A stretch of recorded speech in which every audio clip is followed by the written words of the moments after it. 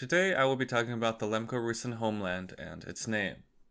If you do not know what Lemko means or where they live, I encourage you to watch these two brief videos before continuing on. Finding credible information online is tricky, especially when it comes to highly politicized topics. The case of how to describe the region where Lemko-Rusyns live is no different. Generally, online people will come across two different names to describe the Lemko homeland, Lemkivshchyna and Lemkovyna. The first is the Ukrainian name for the region, while the second, Lemkovyna, is how Lemko-Rusyns actually say it in their own dialect of Rusyn. The name Lemkivshchyna is commonly used along with many other tactics as a way to discredit Rusyns as a distinct people.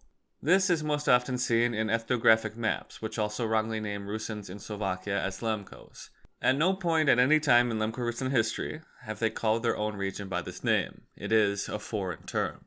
Because of this, it is extremely important for Rusyns in the diaspora and the homeland to refer to their ancestral region as Lemkovyna, and with it, educate people on the proper term to use. Thank you for watching, and see you next week.